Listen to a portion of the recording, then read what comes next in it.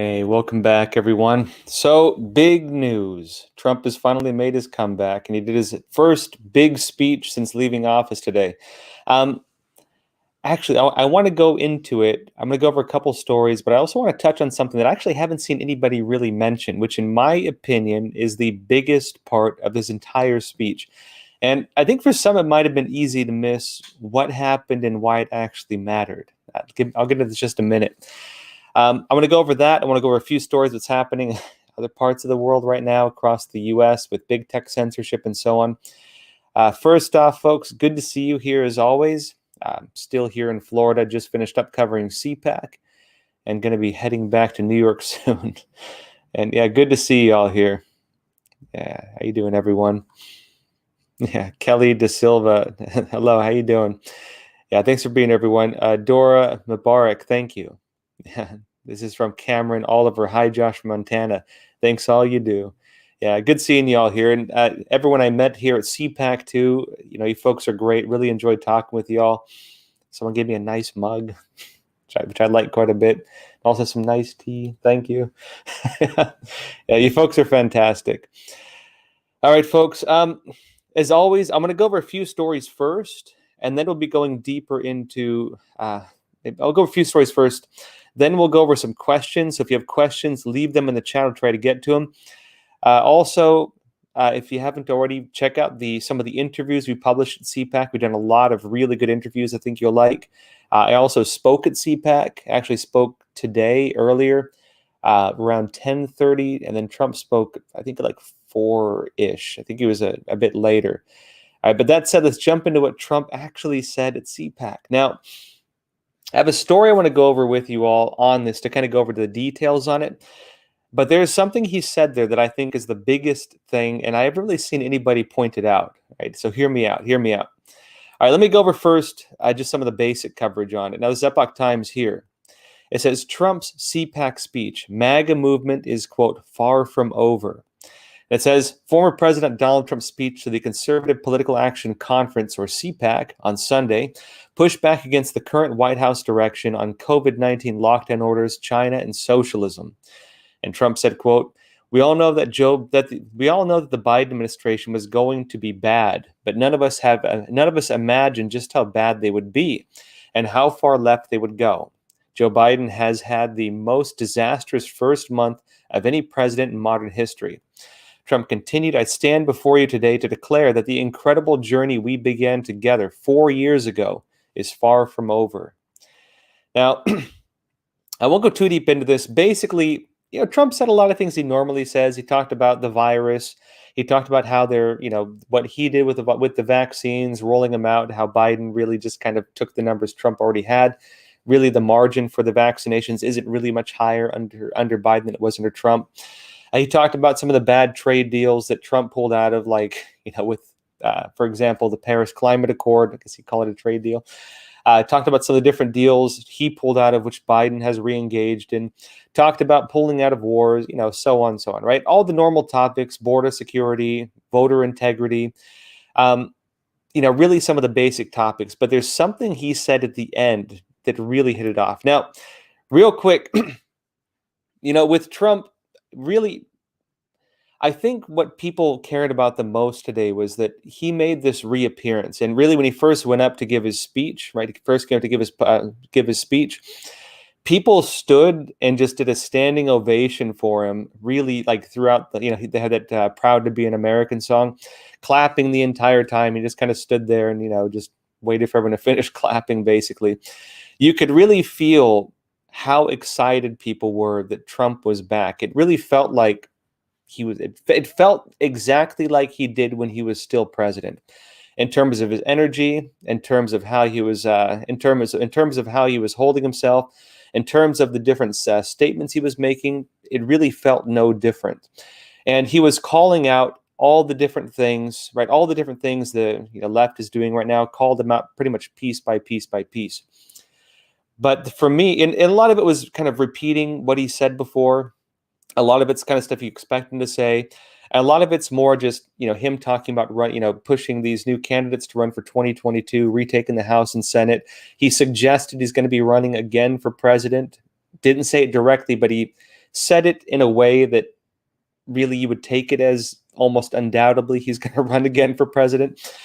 But he said something also that for me is the biggest part of this. And this is what he said. Let me read it to you. He said, if you want to help us take back the future of our country, go to donaldjtrump.com. I don't do this. I've never done this, but it's time. But it's time we have to put forces together because these people with their big tech and fake news media back there. And then he goes off on a tangent about the fake news. But this is what, right? He says again, if you want to help us take back the future of our country, go to donaldjtrump.com. In other words, he's announcing this grassroots movement to take back the country, right? Take back the future of our country. And he says as well, I don't do this. I've never done this, but it's time we have to put our forces together, right? Put our forces together, right? That was the biggest thing he said during his speech, in my opinion. I don't think, I went around checking out the different newspaper coverage on it. I don't think anyone really mentioned this. That was the biggest thing Trump said. That was what really mattered with this. His announcement of donaldjtrump.com and the announcement of a movement to help take back the future of our country, as he said, and to put our forces together. What does this mean? This means Trump at this conference, and I don't think anyone's reported on this from this angle, Trump announced the start of a movement, or just today. Trump today has announced the start of a movement to take back the United States. And he's doing this, organizing of it, right, through donaldjtrump.com. Now, I checked out the website, and, it's smart. Trump's remember, he's a businessman, right? He's, people joke, said he wasn't, like a politician. I think a lot of people who liked Trump liked him because he's not really a politician. He even went about politics like business. He didn't play the diplomatic game with China. He hit them on the business side. He was treating China like, he was dealing with a business partner, not like he was trying to deal with, some country through diplomacy. He was hitting them financially, hitting them where it hurts, and making them make them, make fair deals with us. And he wasn't playing, the I scratch your back, you scratch mine type thing. He was hitting them, making sure they weren't taking advantage of us. Trump now, if you go to his website, it looks like a nonprofit being run by a businessman, right? I think I just went on there and it says, sign up now within it has a countdown, like an hour left. Sign up now to be part of the founding members, this call to action, getting people involved. And this is what's going to change this country around, in my opinion. Now, all right, hear me out on this. Okay, this is my own analysis on this. Personally, when it came to the actual election, I don't think it matters, of course, who's in the seat of the president, because it's what directs the country. It's what steers the country. But even if Trump got back in another 4 years and he played the role of president, and you still had the media playing the games they're playing, and you still had big tech playing the games they're playing, and you still had the nonprofits and different unions and so on playing the games they're playing, a lot of these have been subverted by groups like Democratic Socialists of America, by groups like Freedom Road Socialists, by the Chinese Communist Party, as we've seen over and over again. All of those things, all of that type of subversion, all of that whittling away and infiltration of the institutions of this country is not something that you can just change through the top-down political structure that Trump was in. This is the grassroots of the country, and the grassroots is what forms the basis of the culture and the basis of the real, meat of the country, not just the mind of the country, right? Trump now is going to be working on that area, the grassroots, community organizing, the culture of the country, the community organizing, the getting people involved, and so on. Anyone who's been to political conferences, and go to both sides, see how they play. You'll see a big difference in terms of conservatives and, I guess, Democrats. I wouldn't even call them liberals these days. Technically, classical liberals are more like libertarians, right? If you pay attention to the way they work, you'll see a huge difference. Now, if you look at the Republican events, it's usually, big speakers, big name speakers, kind of just relaying ideas, getting things out there. And, a lot of times people say things like, what can I do about this, right? What can I do to help, and so on. And a lot of Republicans, they'll usually say something like, oh, well, go out to the polls and vote, just support us. Oh, just go and educate yourself, learn the issues. This is how Republicans communicate on this. If you talk to Democrats, you know what they say? If you go to their events, you go to their events and they have break-off sessions of community organizing rooms where they're actually working on grassroots movements and things like this. And if you ask them what you can do to help, they'll say get involved, right? It's totally different. It's a completely different approach. And when it comes to what Trump is doing right now, he's getting involved in that, right? He's not saying, "Oh, go and learn the issues, stay informed, support your local elected officials," some of that. He's saying get involved, and that's where it's at now. Now, on this too, he also talked a lot about fixing the election system, bringing integrity back to our election system, which is a big topic here at CPAC. Talked to a lot of people, and he noted that a lot of what's been done basically was around, say, kind of altering election laws under the guise of the virus in order, through governors bypassing the state legislatures and, changing the way things were done. And really, we'll have to see how it goes, but it seems to be the case based on what he's saying that he's going to be trying to bring integrity back to the election system. You actually already have a lot of different Republican officials throughout the country working on their own state levels to bring back, integrity to the elections. You can watch, for example, some of the interviews I did with a lot of the officials in Arizona who are kind of leading the charge on this, also in Florida, also in Texas. And, really, folks, there's a lot going on right now. And really, I think Trump coming back on the main stage is going to be a huge, huge part of this. And I can tell you also a personal observation I've had at CPAC this year. Because, I've been gone to CPAC now, this is, I think, my third year at CPAC, third or fourth, but I think third. The first year at CPAC, that was second year Trump in office. And, it was a bit more of like a show. You had a lot of you still had the alt-right folks going around. And, they're more like flamboyant, kind of showing themselves off. There was that kind of crowd. Those folks weren't there last year. A lot of them had already left the movement, or a lot of that had already died off. And when it came to what happened this year, a lot of the establishment people seem to no longer be here. And if you talk person to person, one-on-one, really across the board, it seems this year like something different is happening. This year, you talk to people, every person it seemed I talked to was working on something. Every person I seemed to talk to said that they're, starting up something. They're coming out of retirement. They're, starting a local movement. They're getting involved with friends to, go and, drive something. They're writing books. They're, trying to create, not just writing books, but creating movements around books they're writing. It seemed like every person I talked to was working on their own separate grassroots movement. And I'm just kind of like watching this and like smiling because, you see the growth right now of a grassroots movement. Everyone's kind of starting it independently. But once you have cohesion, bringing these movements together, that's when you have something really big taking place. And this is what is happening right now with the Trump movement, I guess you could call it, not even the Republican movement, because I think the Republican movement now is going to have to get behind the Trump movement. And it's going to be very interesting to watch, especially as I mentioned now that Trump, really during his speech today, during his appearance today, everyone's talking about him, talking about possibly running for 2024 and stuff like that. That's big. That's a big deal, right? That's big news.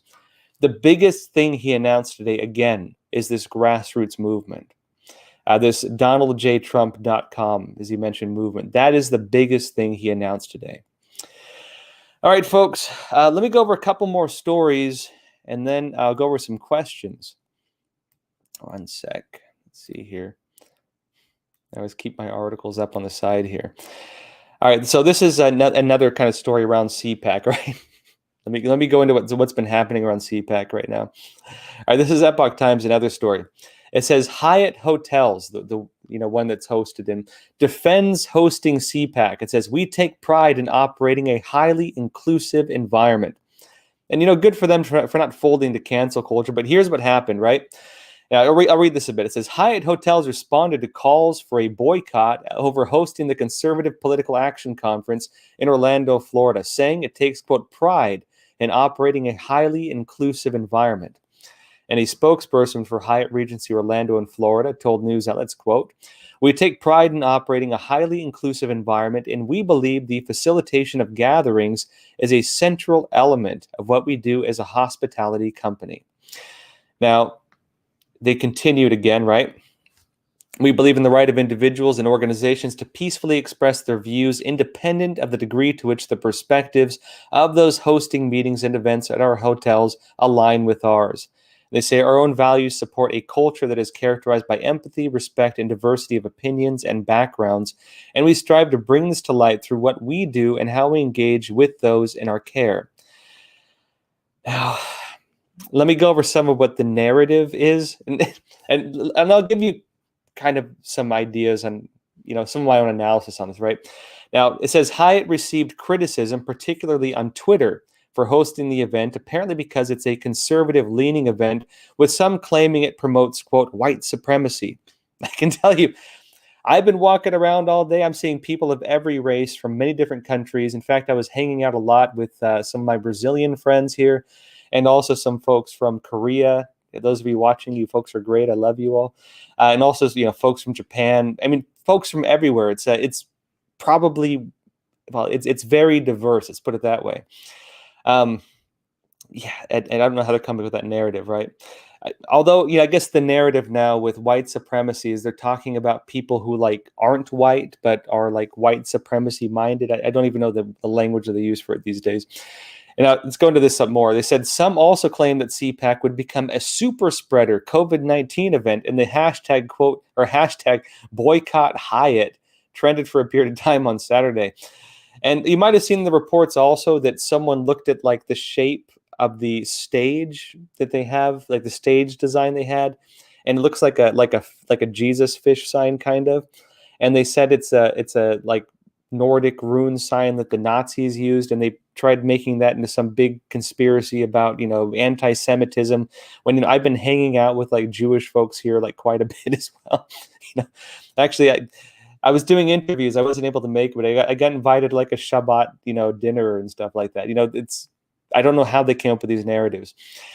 Basically, though, people were trying to. This is what they do, right? They don't talk about the content of what's being discussed. They always avoid talking about the content of what's being discussed, and then they try to put in different walls for people so they don't, for themselves, make an effort to listen to the content of what's being discussed. They don't argue these things based on, the facts of what is actually said, or the facts of what is actually being addressed, or the facts of who is actually there on site and the race, the diversity on site. They look at things, they draw broad conclusions based on preformed notions, and they tell people don't even look at what's being said because we're telling you that it represents this or that.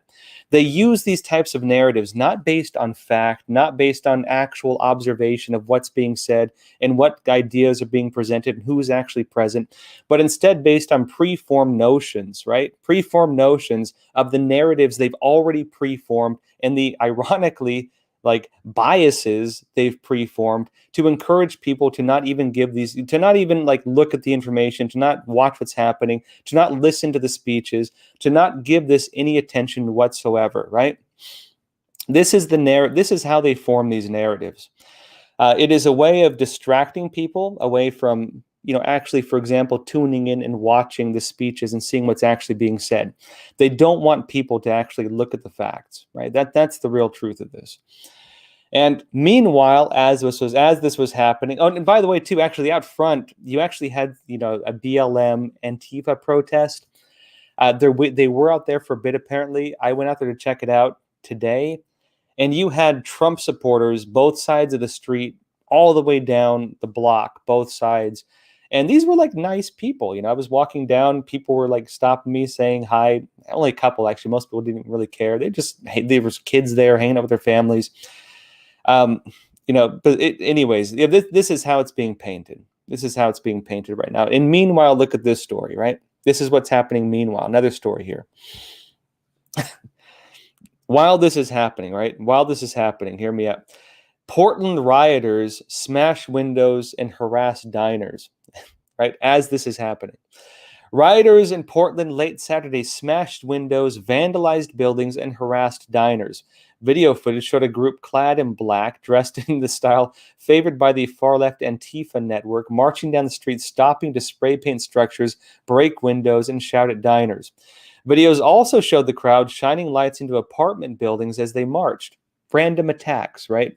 Random attacks on local civilians, regardless of what side of the political spectrum they're on, based on nothing, right? Harassing diners, shining, lasers into people's apartment buildings, that kind of stuff.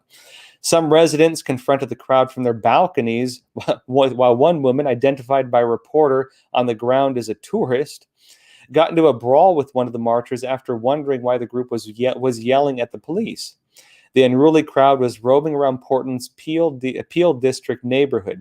Portland police officers began advising the group that they should immediately stop committing crimes, or they would face detention, citation, arrest, or use of crowd control agents. Officers ultimately made 2 arrests before the crowd dispersed. Now, the arrests are identified as Daryl Kimberlin, 31, and an unnamed 17-year-old. Kimberlin was issued a criminal citation for criminal mischief, basically nothing, in the first degree, and released, while the juvenile, who was accused of interfering with an officer, was released to her parents. Now, Kimberlin is an Antifa activist who uses an Antifa symbol intertwined with a communist sickle on his social media page. Antifa is an anarcho-communist network that regularly holds violent protests and riots. Now, anyways, look at the dual behavior, right? You have conservatives in this case, not even Republicans. This is a conservative conference, not a Republican conference, a CPAC. Conservatives, every race you can imagine. You have just about every type of person you can imagine, really just getting along with each other, not harassing people, not marching down streets. You had Trump supporters all up and down the block. I haven't heard any news of Trump supporters, marching down the street and harassing diners and shining lights in windows, harassing people randomly. While at the same time, you have this other incident that the media doesn't really seem to care about. Now, why is that, right? Ask yourself, why is one group that is doing nothing like violent, nothing aggressive, not going after people, being labeled as, investigated allegedly as like domestic terrorists, the Trump side, while the other side actually playing the role of randomly harassing people, black-clad, gang-like organization, stated intent to use violence for the purpose of political suppression, and it's just allowed to go on. They're arrested and they're released right afterwards. This is the state of things, right? The narrative battle we have going on. All right, that said, let me go over a few questions, and then I'll go deeper into some of the stories for the night. Give me a minute.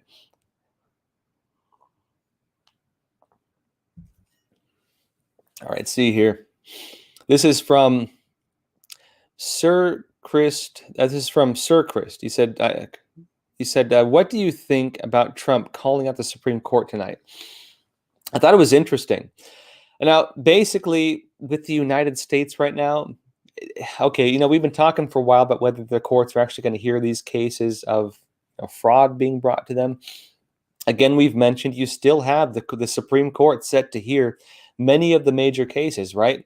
You have them set to hear, for example, the Trump team cases. You have them set to hear the Lynn Wood cases, the Sidney Powell cases. They're still set to hear these things. The Supreme Court now has decided not to hear a case in Pennsylvania, saying it's now moot and no longer has standing. And Trump is, of course, very unhappy with, it seems, based on what his statements were today, unhappy with the kind of narratives the Supreme Court is pushing, right? Unhappy with the behavior of the Supreme Court right now. They're not really looking at the evidence. They're not really, looking at the crimes being brought to them. They're not really doing much in terms of what I think he thought they would do when he helped get in, 3 Supreme Court justices, and really, brought them to their positions in a way that would allow normally the Republicans to have a majority in the Supreme Court. They don't seem to be moving on things as they used to. Yeah, but we'll have to see how things move with this. Trump often does this. He'll put pressure on people, even if they're kind of, not totally against him. Sometimes he'll put pressure on them in hopes that they'll kind of start moving. And this is one of the big things he does. he'll go after people in the Republican Party, not throw them under the bus per se, but what he will put some pressure on them sometimes to make them kind of move. And you do start seeing, for example, some folks changing their positions, getting behind him over time. Ted Cruz being a good example of that. You might remember when Trump was running for president, Ted Cruz was one of his opponents, and Trump was pretty rough with him, actually. And Ted Cruz later on switched and really got behind Trump's movement. You did see some of the stuff happen, and sometimes by Trump really putting himself as the ideological leader right now of the Republican Party and of the conservative movement. He does have that commanding force, essentially. This is from Be Unique. It said, "Hi, Josh. I'm concerned with the amount of people being an older age group as far as supporters goes. The left has so much more youth to help them. Is this a concern for us? Youth has less to lose, and they're more aggressive about changing the world. Worried." Well, I'd say yes and no. You actually do see a lot of younger people getting engaged. That was one of the big differences that happened with Trump coming into the Republican Party.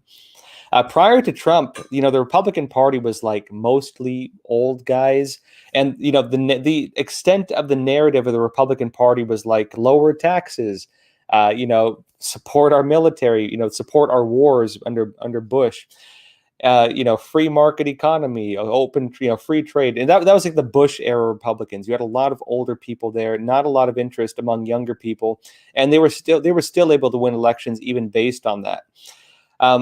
When Trump came in, you started seeing a lot of younger people involved because, this is one of the big realities. Now, maybe not on the organizing level, but in terms of support, yes.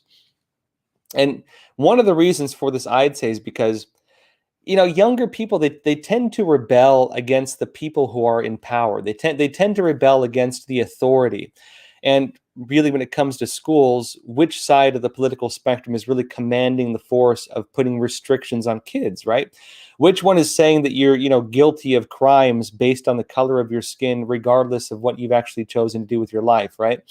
Which one is saying that, based on the color of your skin, you should be either a victim or, you should feel guilty? Which one is saying that, some people have rights to speak and some people don't, based on your political opinions, based on your views, based on your religion, based on, again, the color of your skin, right? It's mostly the far left. And the far left have put those policies into the school system. They've become the uncool, like, bureaucrat, totalitarians, ironically, while the Republican Party, I kind of hesitate to even say the Republican Party, because you still have a lot of establishment types who probably are still more Bush era establishment types. But I'd say the new movement and what it's turning into, and the movement I think Trump started within it, is really this anti-establishment movement. And the establishment movement, most of it shifted over to the Democrats. I think if they can play again on the anti-establishment, pushing back against censorship, pushing back against, ironically, bigotry, against censorship, against racial discrimination, because really that's what a lot of these race narratives are based upon, is racial discrimination, right? Segregation based on the color of your skin, and telling you you're a bad person, fundamentally, because you're, systemically racist just by virtue of the color of your skin. That's racial profiling, right? That's taking someone and discriminating against them based on whatever their skin color is. Even, forcing kids to believe they're victims based on the color of their skin. That's racial profiling, and that is discrimination.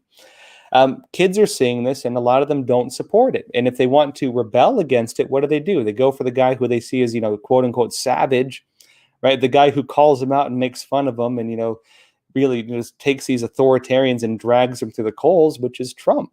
I think they like the way he talks sometimes. And so you are seeing them get engaged. At the same time, though, when it comes to Trump, or I would say the same time when it comes to age with politics, you do find younger people are more like humanitarian. They want to get involved in something. They want to find their place in the world. They want to be part of a movement.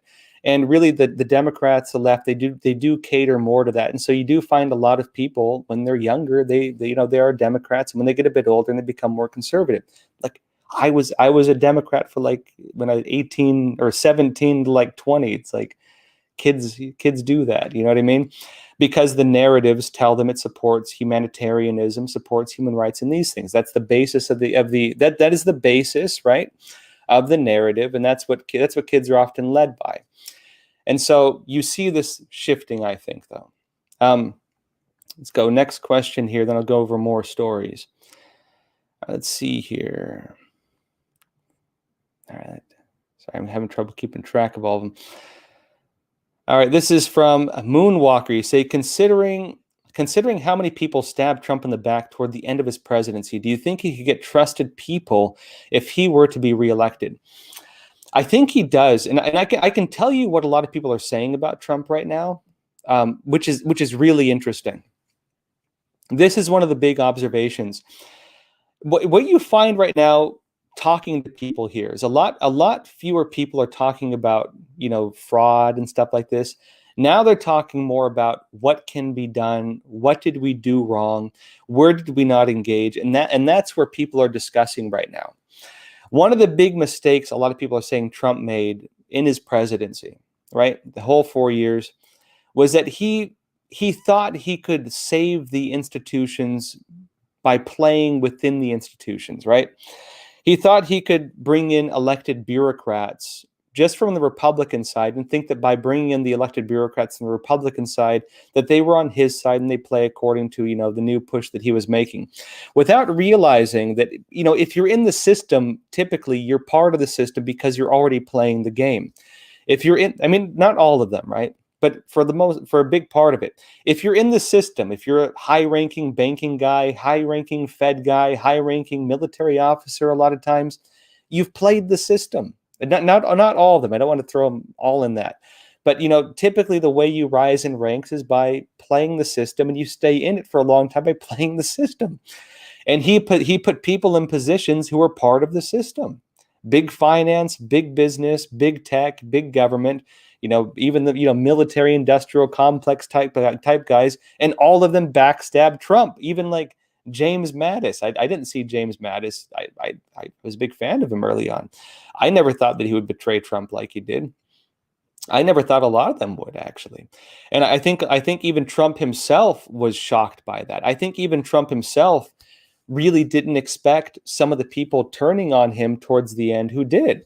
Because you have people who, maybe start caring more about their careers, and they don't want to shake the boat, and they want, they're thinking about their pensions, and they're thinking about their dinner parties, and they don't want to, get behind Trump and face constant attacks by the media and by the political infrastructures, and face death threats by the, roving mobs who, work on political agitation like Antifa. They want to live happy, comfortable lives, and they have happy, comfortable positions that allow for that. And they just don't want to be part of it. And so you did see a lot of people in the system playing the games of the system who, in the end, Trump, I think, saw were part of the system, part of the swamp that he said that he said he'd drain, right? Trump and remember, Trump came into the presidency based on a promise, based on a statement that is probably the most dangerous thing any person could possibly say, which is he went in there saying he's going to drain the swamp. And the swamp is not just some hypothetical concept, right? The swamp is politicians making big-time business deals through themselves or their family members, doing like insider trading, making tons of money, going into office, making kind of like mid-level salaries, but making millions and millions of dollars through side deals. Look at the annual income of some of these people in politics, and look at how much, based on their jobs, and look at how much money they actually have. Look at how many homes they have.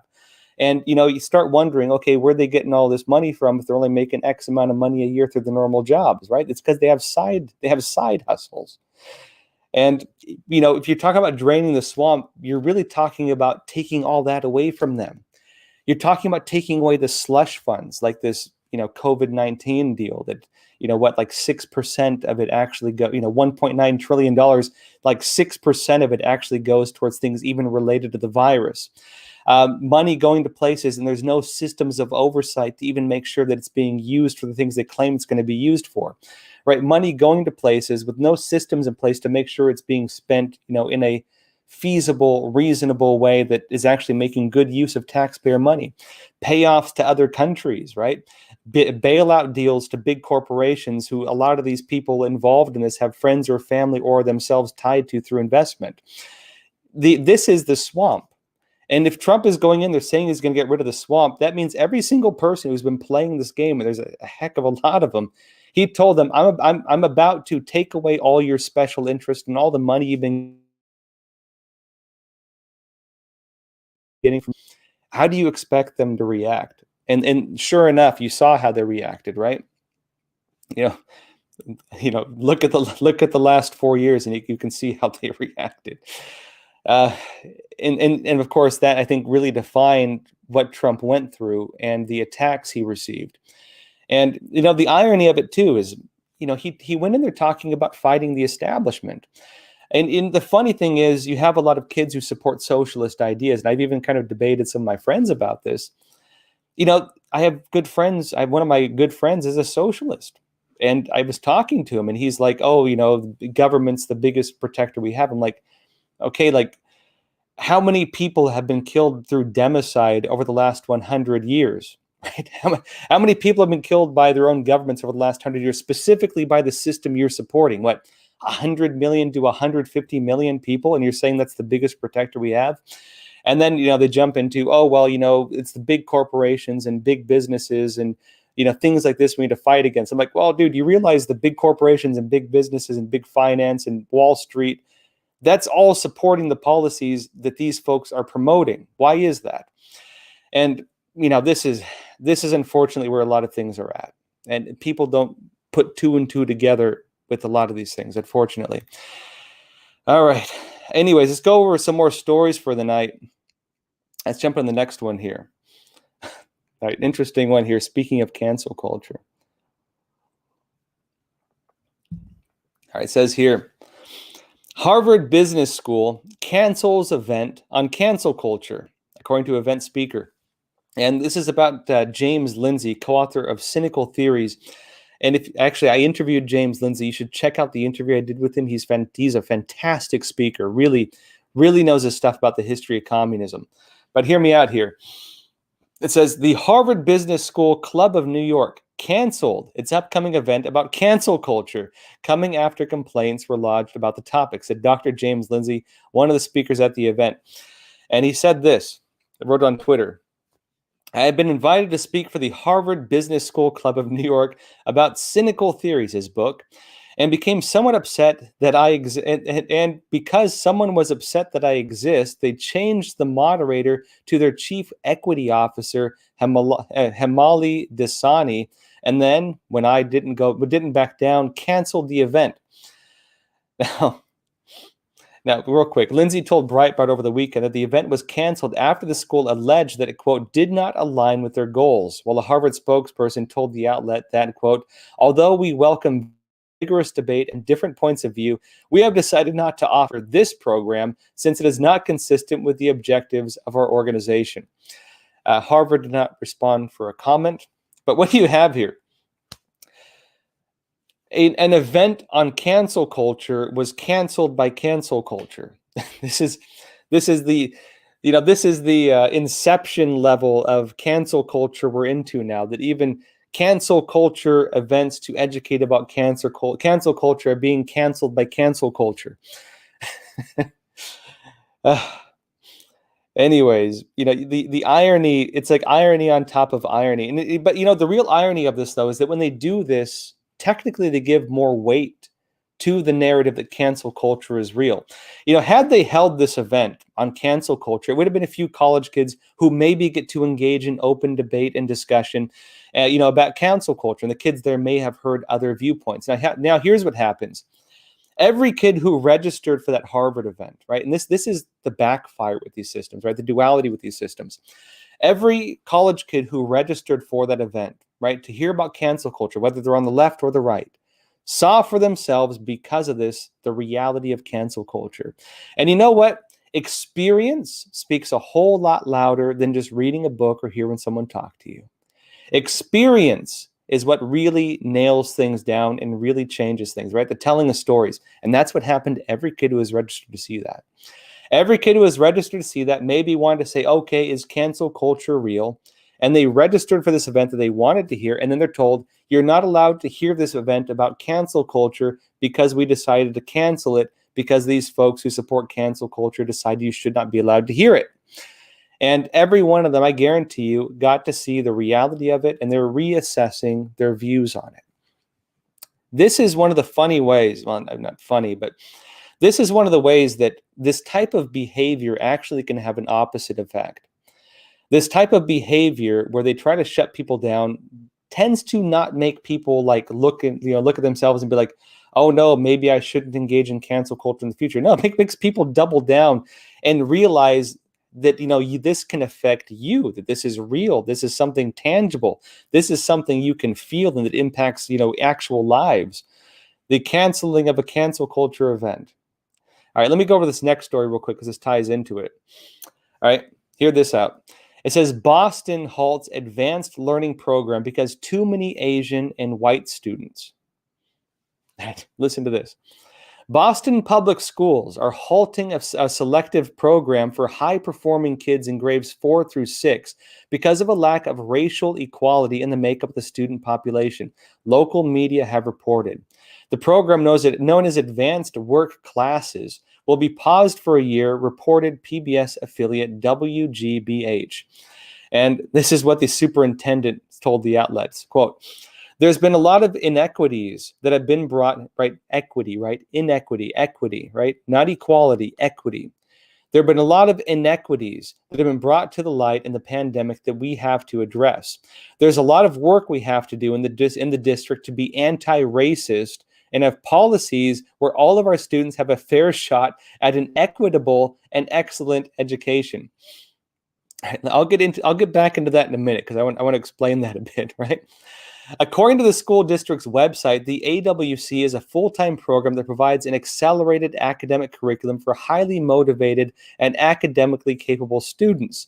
Students who wish to participate need to take the popular Terra Nova 3 standardization test, and those who meet the score requirement will be put into a lottery conducted by the Central Administration Office, and lottery winners receive letters inviting them to apply to the program.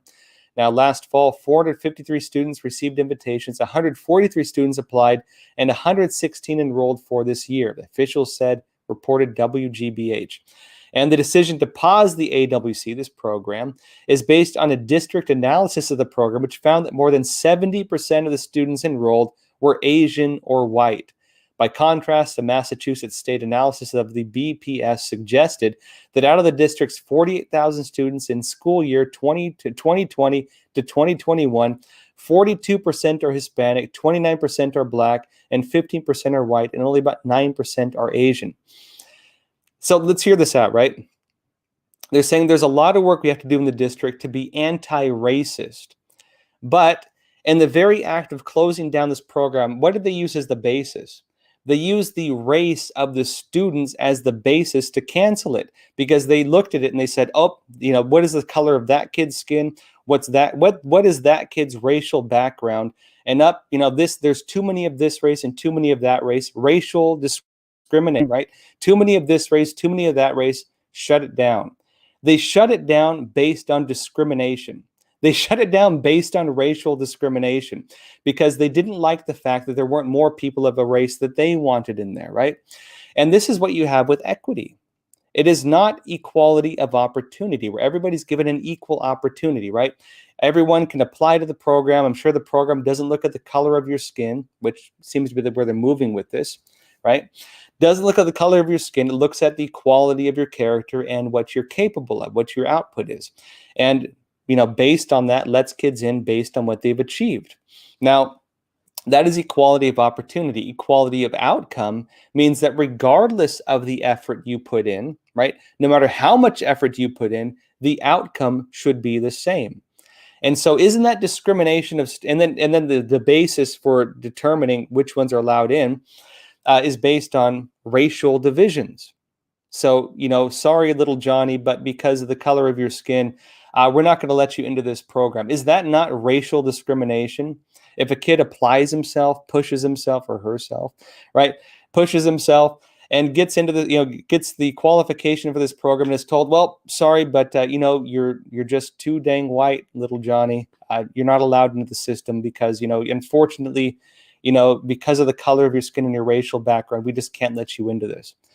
And meanwhile, they, maybe if they keep the program going and they let another kid in based solely on race, not based on the ability to actually perform, is that actually even, being compassionate to a kid who's not qualified for a program, but is only allowed in because of race? And then you're put into a failing environment.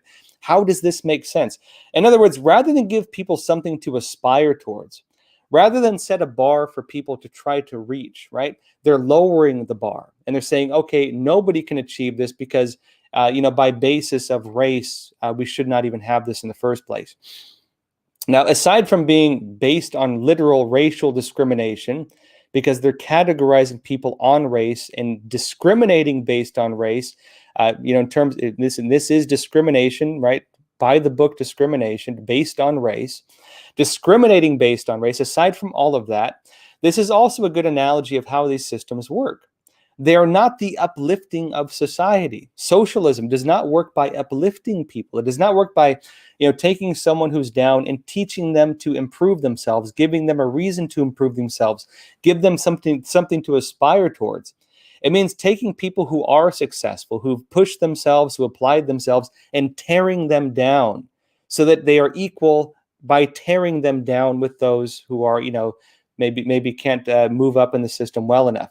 The result of these systems always, and look at any socialist society that has really gone far with these systems, it is always the tearing down of these systems, right? It works by, really working off a parasitic system a lot of times, not with this program, but generally, where it, says, oh, there's too much poverty, and so maybe sometimes there is, if there's, theft or something, that's one thing. But, in terms of normal equity programs, it's saying, oh, this group of people based on their racial identity has too much privilege. Let's steal some of that from them. Let's take that away from them. They apply themselves too much. Let's take it away from them and redistribute it, right? Under communist systems, you always have this kind of parasitic behavior. Where they, steal the virtue, steal the wealth of civilizations and redistribute it. And then once they steal that, they find they need something new to feed off of. And as they feed off different groups, eventually you find that these groups stop existing, stop succeeding, and that eventually the whole thing is just torn down. This is where it always goes, right? It always ends, it always starts with these narratives of equality and so on, and ends with equal misery. And again, the real irony with this, right? Anti-discrimination, anti-racism, based on a program of racial discrimination and deciding who can succeed or who can't, literally based on the color of their skin. This is the nature of these politics. And another one here, actually, more cancel culture related. Let me go over this and I'll go over some more questions. Now, remember, and this is kind of the pushback on some of this cancel culture type policies we're seeing right now. All right, hear this one out. It says, House Democrats' attempt to pressure TV carriers could trigger lawsuit, according to Dershowitz. It says, the attempt by several House Democrats to pressure television carriers to deplatform certain news organizations could trigger a lawsuit, law professor Alan Dershowitz said Saturday, and said, quote, during an appearance on Newsmax, which is one of the news outlets targeted by these, I believe it's 2 Democrats in the House, pressuring the different service providers to remove services for Fox News, Newsmax, and OANN, right?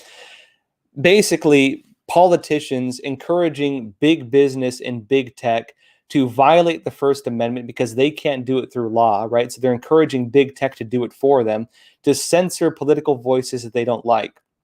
And Dershowitz said this, when the First Amendment says Congress shall make no law abridging the freedoms of speech, it's been interpreted to mean take no action. It doesn't have to be law.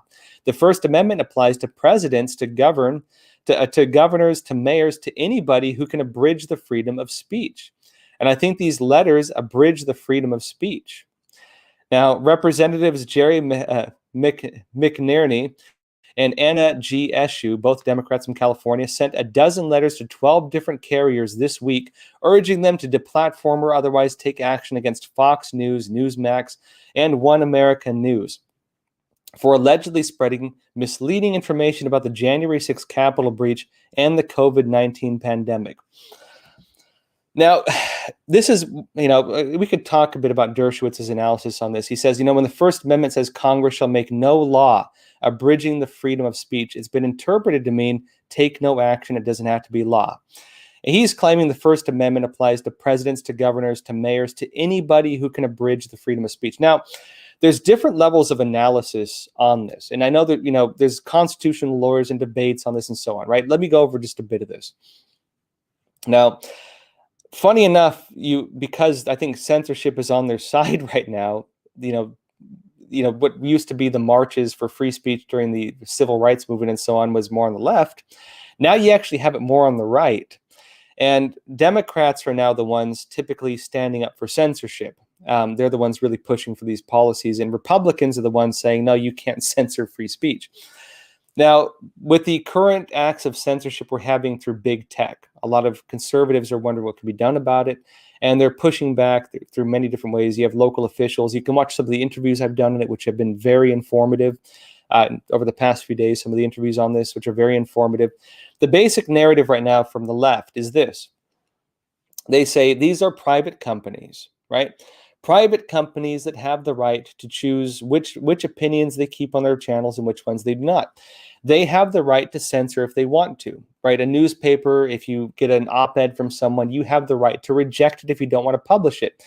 If a baker is, asked to support something he doesn't want to support, he doesn't have to bake the cake, right? Hypothetically. Or do we have a couple sets of standards here that are, are conflicting with each other, some conflicting values here? But typically this is what the left is arguing, right? You can't force people to push an opinion. You can't force people to allow speech that they don't support. And so by virtue of this, big tech can censor as they will. A lot of conservatives are pointing out that these are not just platforms, these are publishers. These are organizations that, basically have become the town square. They have a monopoly on free speech. And because of the way technology has developed without these platforms, people aren't able to have free discourse, and it impacts essentially the fabric of the country, political advertising, and our system, right? Now, this is the other piece to all of this, is you actually, and this is the big part in my opinion, is yes, you can say these are private businesses that should not be allowed to be censored, and yes, you could say that as well that these are basically town squares that are foundations for free speech to exist, and because of their monopoly on speech, by virtue of that, it's kind of unethical for them to be doing this. The real discussion here, though, in my opinion, is this: the vehicle through which these platforms are able to censor, right, is the legal protections they enjoy given to them by government, special protections given to them by government.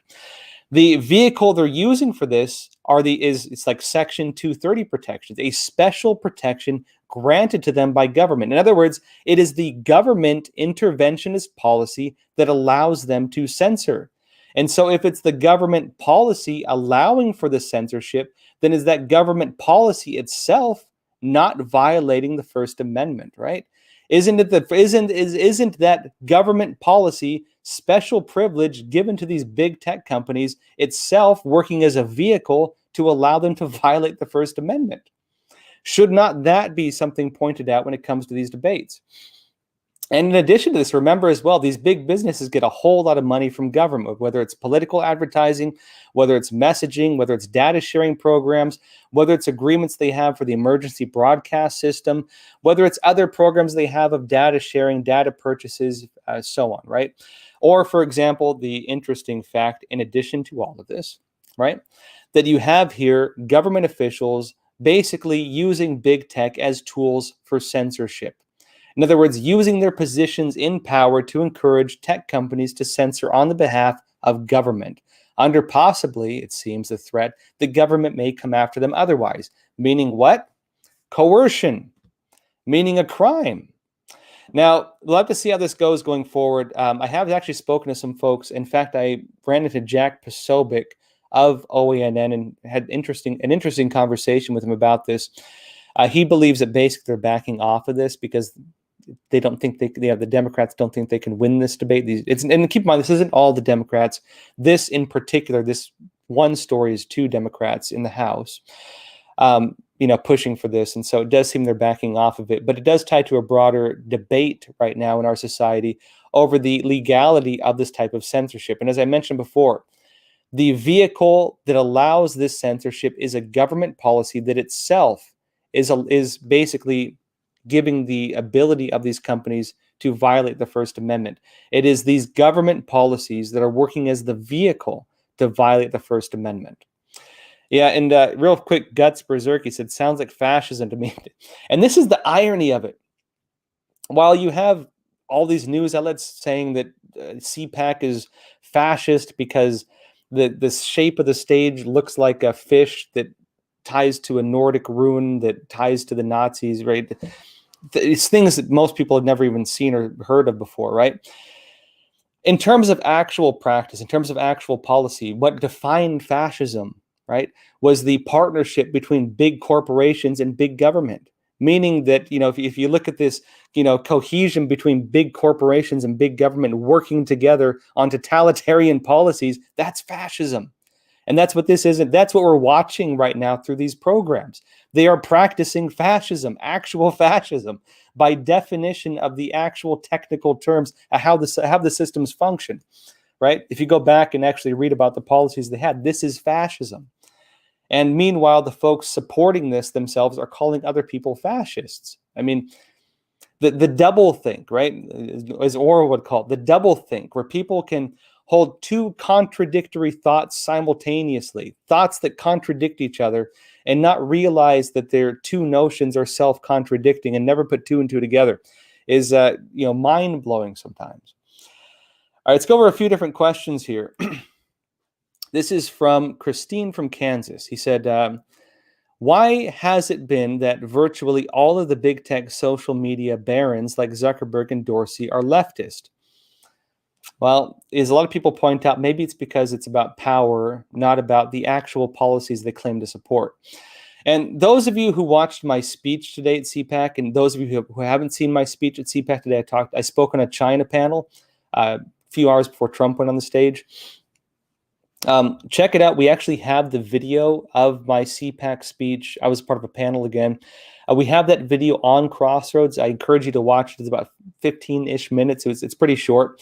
But I made a point today based on this. These big businesses, these big corporations that claim to stand against racial injustice are making partnerships and agreements and have business ties with a foreign government, the Chinese Communist Party, that is openly carrying out genocide, literal genocide, designated as such by many countries now, actual designated genocide against racial minorities, Muslim, Uyghurs, and others.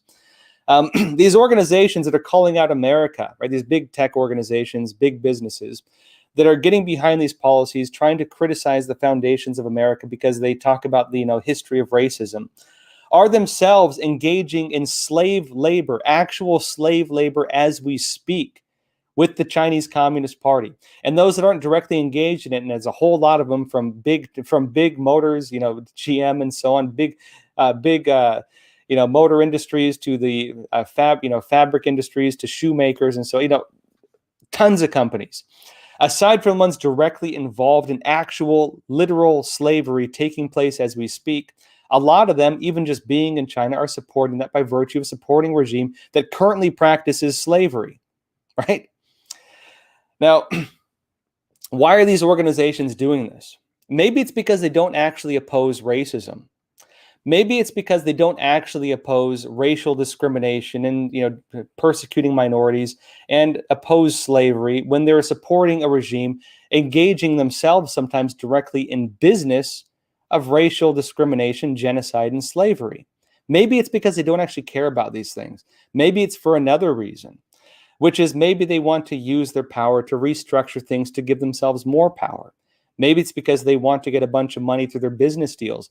Maybe it's because, as Chosen and Faithful notes, they're complicit, right?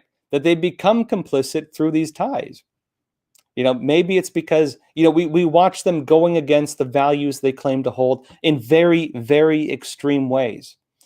And, again, I hope people can start putting two and two together on this, because I think if people just see what's happening, this tears apart the narratives they claim to support. And why are they doing this again? Maybe it's because they just want to tear down the United States and support a system that supports their own political views. And it's not about, and maybe these race narratives and culture narratives about, what we represent is history, in our nation. Maybe it's just because they want to tear down this system. And maybe it's because they want to create the system more like what the Chinese Communist Party has. And maybe the policies they claim to oppose are actually just vehicles they're using to achieve those goals. I see one more question for the night, and then call it a night. Let's see, this is from D Love. He said, Josh, bring some of that sunshine from Florida back here to New York City. Oh, thank you. He said, thank you for all you do. God bless. I appreciate it. Thank you. Tino DeScipio, you said, big tech needs to be held accountable for violating the First Amendment. Stay free, Joshua. U.S. Thank you. Yeah. And good point, too. It's from Marco Gomez. He said, Joshua, do you think that Supreme Court judges are scared to death by the left crooked Democrat Party and their Antifa militia? Remember that Schumer publicly stated he will destroy them.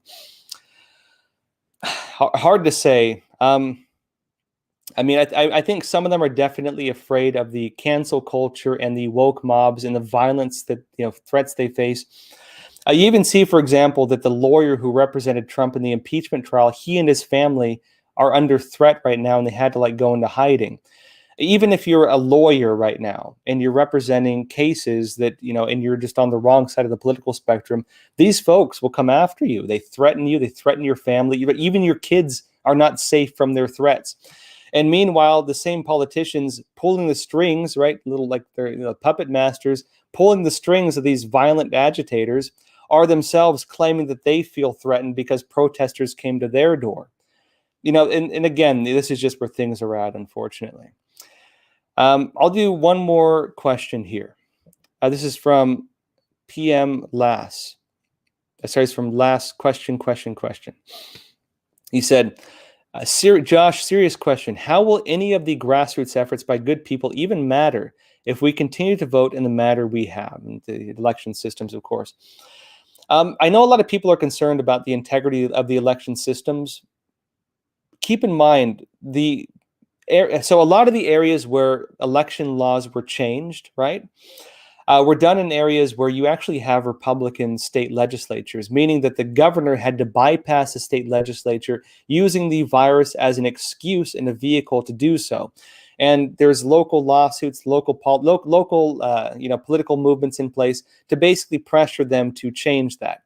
A lot of things are moving right now. A lot of things are changing. You have pushbacks through lawsuits and so on in local states trying to roll a lot of that back.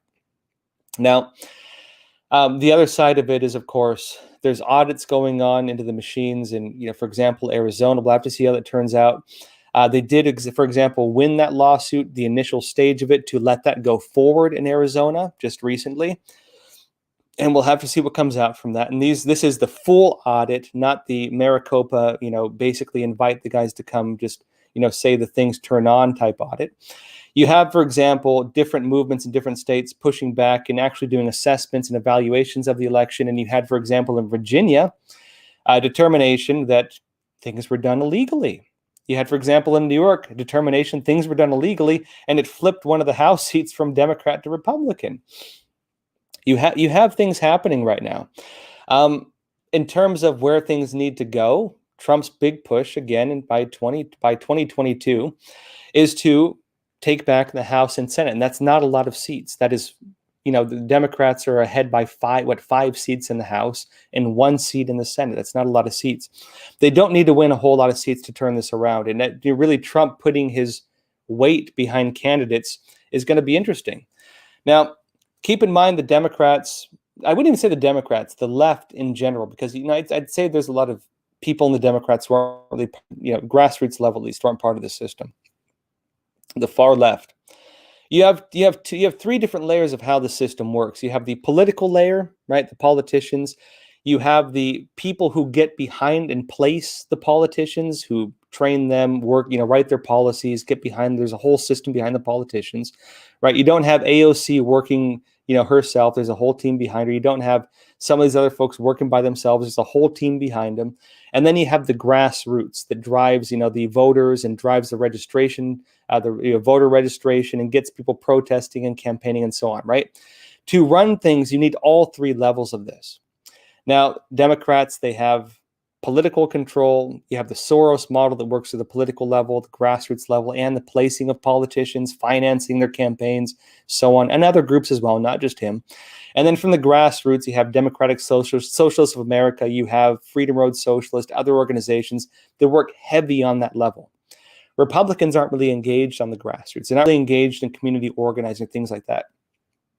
Trump coming in plays all three of these roles. Trump has already basically gotten the Republican side to bend the knee, get behind Trump. I'm not getting behind, he's not getting behind Mitch McConnell. He's telling Mitch McConnell, get behind him, right? That's the Trump stance.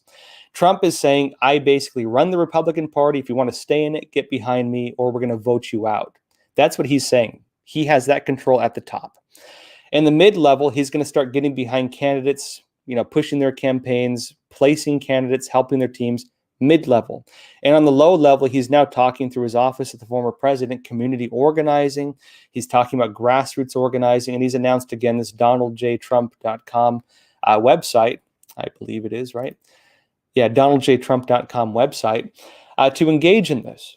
And so this is the complete movement being formed right now that's going to drive this forward. And so actually, I do think they have a good shot at it.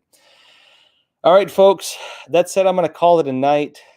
Good seeing you all here as always. Always enjoy talking with you all. Those of you I met here at CPAC, you folks are great. I always enjoy hanging out and talk with you folks. Who knew, actually, there's a lot of people who watch this show or translations of this show in South Korea and Japan and Brazil and other countries. And to all of you, you folks are awesome. I'm hoping to make it out to some of these countries eventually when the lockdowns cool down. So maybe we can do events in South Korea or Japan or India or Brazil. I'm really thinking about this right now. And, you folks are awesome. I always enjoy talking with you all. That said, doing these live Q&As Sunday, Tuesday, and Thursday. So please tune in 10:30 p.m. Eastern time. Also check out the interviews we're doing. And also, folks, again, we are being demonetized by YouTube, but, we could still really use your support. Pretty much this channel doesn't spread because of the way they, promote or choose to not promote political content. Pretty much nobody sees this channel unless you share it directly with someone. So if you can, please tell a friend or family member about Crossroads. Ask them to like and subscribe if they like it. It really does help us. And that said, folks, as always, please take care of yourselves, stay informed, and stay free. Thank you. Americans gradually losing faith in the different institutions this country is built upon, including now the electoral system, and including now as well the systems of justice. Now, America, on both sides, people are concerned about the integrity of our country, the integrity of the systems this country is built upon. And going forward, this country needs more than ever to find a way to reconcile with this corruption as they observe it, whether you're Democrat or Republican, observing politicians they believe do not represent them, observing justice systems they believe have not acted in accordance with the grievances they brought to them. The country right now is in a state of disarray and a state of hopelessness. And moving forward, I think more than ever, people need a ray of hope. People need to realize and understand once again, and see proof of it, that the system represents their interests, that the representatives we have in these offices represent the American people and not personal interest, that the systems of elections represent the will of the people and not the will of a handful of individuals who may not be willing to hear information or be willing to look at information. The United States is in a very desperate state right now. And for the world as well, this goes even deeper, because America was the beacon of hope. America was the model of a free society. America was the system on which the image of a free and open society was built. And many countries look to the United States as a model for their own countries, their own model for what a free and self-governing people look like. That model is now being damaged. That image is now being damaged. and countries are now wondering what model to look at. As we go forward, the Chinese Communist Party very likely will use this. The Chinese Communist Party will very likely try to rebuild itself, and the CCP's China model, as they call it, will become a competitor to the US model on the global stage. This is where the United States and the world are now at.